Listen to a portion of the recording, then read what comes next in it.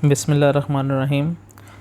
बच्चे कैसे हैं? उम्मीद करते हैं आप लोग अच्छे होंगे और न्यूमेरिकल्स, एग्ज़ाम्पल्स और शॉर्ट क्वेश्चंस की प्रैक्टिस बार बार कर रहे होंगे, क्योंकि बार बार आपको मैंने बताया है कि जब तक आप ये प्रैक्टिस नहीं करेंगे तब तक आपके कंसेप्ट ग्रूम नहीं हो सकते।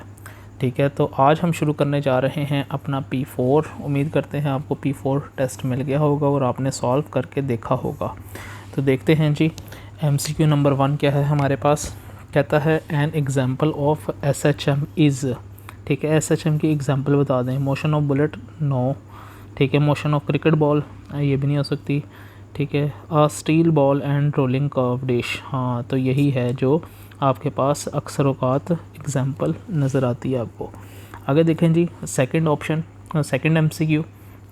सेकंड MCQ क्या है? कहता है what is the effect on the time period of a simple pendulum if the length is क्वाड्रपोल।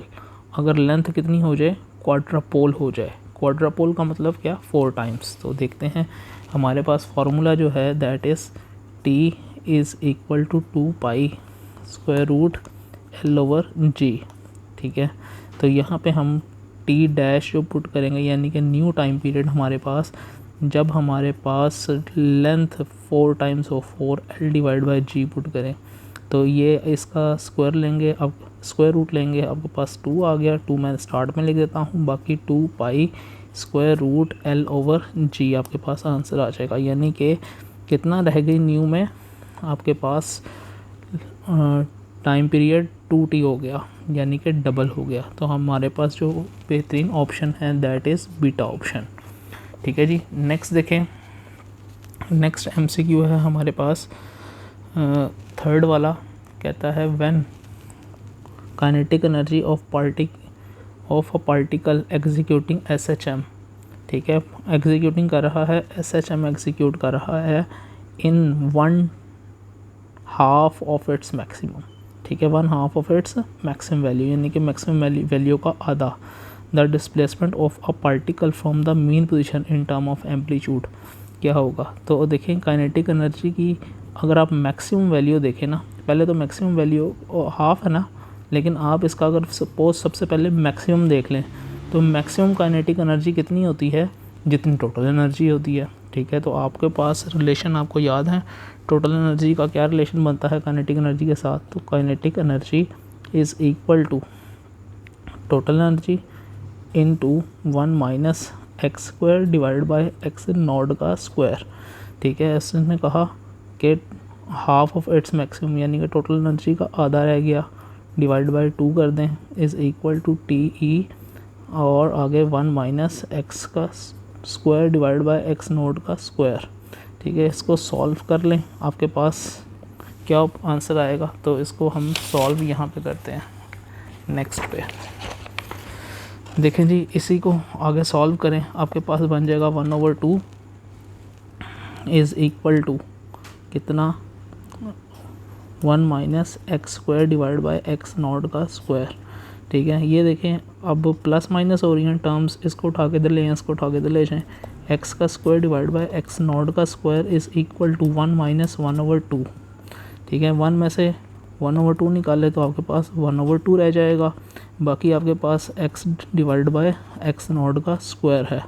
ठीक है जी, ये इसको उठा के ऊपर ले जाएं तो आपके पास बन जाएगा एक्स नॉट का स्क्वायर डिवाइड बाय 2, और यहाँ पे आपके पास x का स्क्वायर रूट ले लें, x इज़ इक्वल टू आपके पास x not divide by square root 2 आ जाएगा। ठीक है, तो ये ऑप्शन देखें आपके पास कौन सी है, and this is your beta option. तो ये आपके पास डिस्प्लेसमेंट होगा। ठीक है जी, नेक्स्ट देखें फोर्थ वाला। कहता है टोटल एनर्जी, इसको थोड़ा सा ऊपर कर लेते हैं, यहाँ भी उम्मीद करते हैं नज़र आ रहा होगा। हाँ जी, कहता है total energy of particle executing SHM at any displacement x। Displacement x के ऊपर कितनी होगी? Is given by. तो total energy of a particle आपको पता है कितनी होती है। ठीक है, तो आप देखें जी, आपके पास मैक्सिमम वैल्यू कहाँ पे आ सकती है? तो ये आपके पास total energy X not maximum पे। ठीक है जी, तो यही ऑप्शन डायरेक्ट फार्मूला है आपके पास, आपको पता होगा, ये मैंने लिखवाया भी था अपने लेक्चर में। आगे देखें जी, फिफ्थ MCQ कहता है in an isolated mass spring system total energy क्या वेरिएबल हो सकती है, लो हो सकती है, कांस्टेंट हो सकती है या हाई हो सकती है। तो ऑप्शन है जी हमारे पास कांस्टेंट। आपको पता है टोटल एनर्जी हमेशा कांस्टेंट रहती है। काइनेटिक एनर्जी और पोटेंशियल एनर्जी आपस में कन्वर्ट होते रहते हैं, लेकिन टोटल एनर्जी जो है वो हमेशा क्या रहती है, कंजर्व रहती है, यानी कि कांस्टेंट रहती है। आगे देखें जी, क्वेश्चन नंबर 6 आपके पास कहता है इफ़ फोर्स आपके पास इतनी है और डिस्प्लेस ये आपके पास डिस्टेंस यानी कि एलोंगेशन इतनी हुई है और के की वैल्यू कितनी होगी फॉर अ स्प्रिंग। तो आपने पढ़ा हुआ है, क्वेश्चन नंबर 6 सॉल्व कर रहे हैं, जल्दी यहीं पे सॉल्व कर लेते हैं। क्या बनेगा आपके पास, के इज़ इक्वल टू F/x। ठीक है जी, तो इसको सॉल्व करें। आप सॉल्व करेंगे तो आपके पास F कितना दिया हुआ है 0.4 और ये आपके पास कितने सेंटीमीटर, 2 सेंटीमीटर। 2 सेंटीमीटर का मतलब क्या होता है, 2 सेंटीमीटर का मतलब होता है आप इसके साथ 10⁻⁻² लिख लें। ठीक है, और यहाँ से इसको भी सॉल्व कर लें तो अब पॉइंट ख़त्म करेंगे तो नीचे आप क्या आ जाएगा, 10 आ जाएगा। 10 नीचे लिख सकता हूँ मैं, ये नीचे मैंने 10 लिख दिया, यानी कि ये ख़त्म हो गया।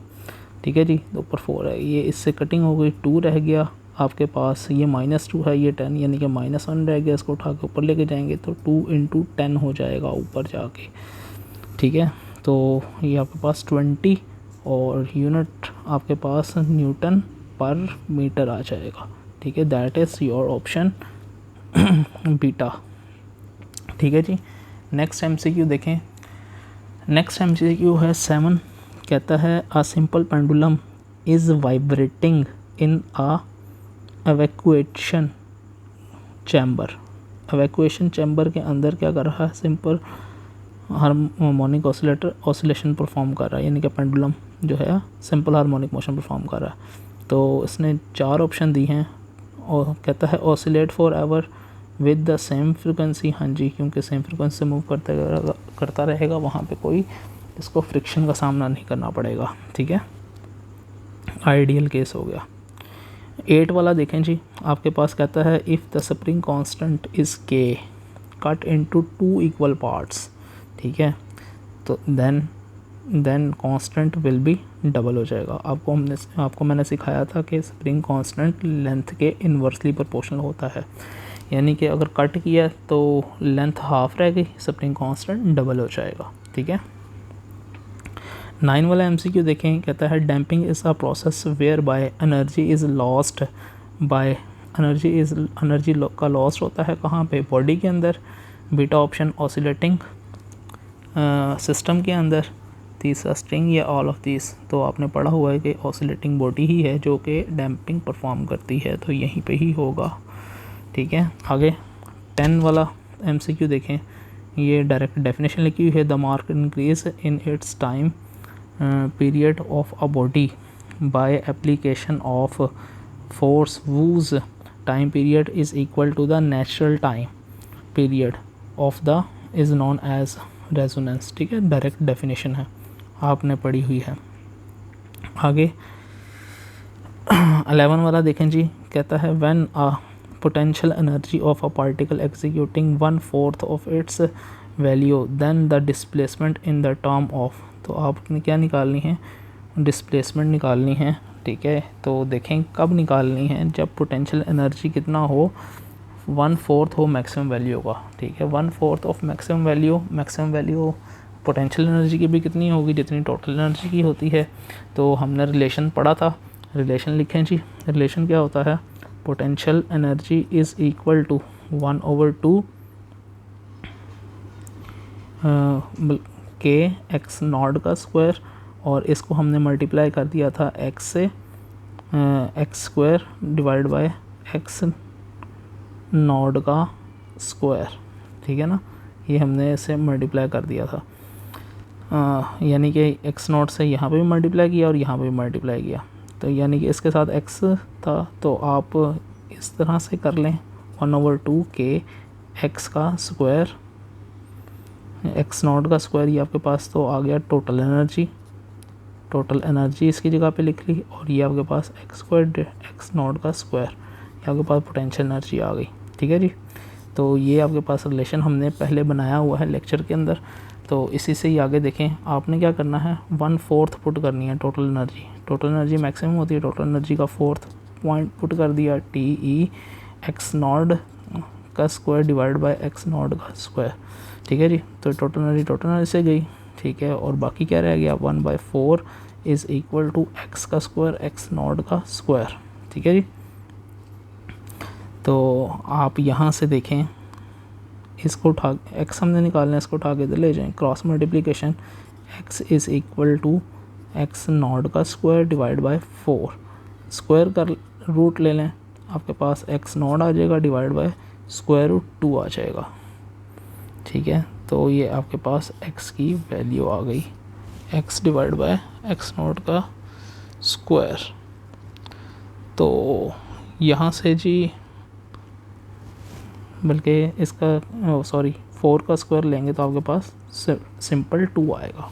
तो आपके पास जो ऑप्शन करेक्ट ऑप्शन बचेगी वो क्या बनेगी, आपके पास x is equal to x not by 2। ठीक है जी, ये आपके पास करेक्ट ऑप्शन बनेगी। सॉरी, वो मैं कहीं इधर उधर निकल जाता हूँ थोड़ा सा। ठीक है, तो हमारे पास करेक्ट ऑप्शन कौन सा होगा, दैट इज़ चार्ली। ठीक है, ये वाला चार्ली हमारे पास करेक्ट ऑप्शन होगा, a/2। यहाँ पे एम्पलीट्यूड को a से रिप्रेजेंट किया हुआ है, हमने एक्स नॉट से रिप्रेजेंट किया था। आगे 12 वाला देखें जी, कहता है a particle is performing SHM। एक पार्टिकल है जो कि क्या परफॉर्म कर रहा है, SHM, टाइम t से लग रहा है, एंड उसका एम्पलीट्यूड है a। आगे कहता है the time eight which it's displacement is a/√2 is. तो बता दें जी कब होगा a/√2। ठीक है, पार्टिकल आपने एक चीज़ लाजमी याद रखनी है इसमें, वो ये है कि देखें आपके पास SHM परफॉर्म हो रहा है और एम्पलीट्यूड a है। ठीक है, तो इक्वेशन फिर किस तरह से लिखेंगे, यहाँ पे इक्वेशन लिखते हैं। हमने इक्वेशन पढ़ी हुई है x is equal to x not sine of omega t। ठीक है, तो आप याद रख लें, ये आपके पास आपको पता है एम्पलीट्यूड होता है, यहाँ पे एम्पलीट्यूड को हमने एक्स नॉट से रिप्रेजेंट किया हुआ है, लेकिन क्वेश्चन जो है उसमें a से रिप्रेजेंट किया हुआ है। आपकी मर्ज़ी, यहाँ पे आप a पुट करके सॉल्व कर लें या एक्स नॉट पुट करके। हम एक्स नॉट पुट करके ही सॉल्व कर लेते हैं। ठीक है, और a में कन्वर्ट कर लेंगे लास्ट में। तो कितना कहता है आपके पास एम्पलीट्यूड, ये देखें a/2 एम्पलीट्यूड है, a/√2। तो यहाँ पे हमने पुट करना है एक्स नॉट बाय √2। ठीक है, that is equal to x not, ठीक है, साइन ऑफ ओमेगा, ओमेगा की जगह पे 2π डिवाइड बाय t पुट कर सकता हूँ मैं। तो आंसर हाँ जी, कर लें पुट, ये इससे कैंसिल हो गया। आगे 1/√2 is equal to sine 2π divide by t into T. ठीक है जी, इस साइन को उठा के इधर लेके आएँ, आपके पास ये साइन इन्वर्स बन जाएगा। ठीक है जी, अब आपको वैल्यूज़ याद होनी चाहिए, बार बार मैं आपको कह चुका हूँ कि वैल्यूज़ आपको आनी चाहिए। इसको सॉल्व करेंगे तो साइन 45 डिग्री आता है, और 45 डिग्री को अगर आप रेडियन में कन्वर्ट करें तो आपके पास π/4 आ जाएगा। ठीक है, 2π divide by T into T, ये पाई से डायरेक्ट कैंसिल हो गया। इसको उठा के क्रॉस मल्टीप्लाई कर लें, t डिवाइड बाई टी की 8, तो ये आपके पास करेक्ट आंसर आ गया, इतने सेकंड्स। ठीक है जी, तो t/8 आपके पास सही जवाब है, ये है जी t/8। ओके, चार्ली ऑप्शन ठीक है आपका। आगे देखें, कहता है a simple pendulum is suspended in the lift. एक सिंपल पेंडुलम है जिसको सस्पेंड कर दिया गया है लिफ्ट के अंदर, and it's period of oscillation, और उसका ऑसिलेशन का पीरियड क्या होगा, व्हेन लिफ्ट इज स्टेशनरी, तो लिफ्ट स्टेशनरी थी तो टी था, if lift starts moving downward with an acceleration this one. ठीक है, तो अब आप देखें, आपको फार्मूला याद होगा, मैंने लिखवाया भी था कि जब लिफ्ट नीचे की तरफ मूव करती है तो फिर हम इसके टाइम पीरियड को इस तरह से लिखते हैं L/G - A। ठीक है, अब उसने ये A की वैल्यू दे दी है। ठीक है, A की वैल्यू उसने कितनी दी, देख के पुट करते हैं। ये L divide by G minus A की वैल्यू कितनी बताई है जी उसने, यहाँ से देखें 3G divide by 4, that is 3G divide by 4, ठीक है। और इसको सॉल्व कर लें, ये एलसीएम लेंगे जब इनका तो ये इधर चला जाएगा। एलसीएम अब लेने का तरीका आपको आना चाहिए, ये तो नहीं हम सिखा सकते।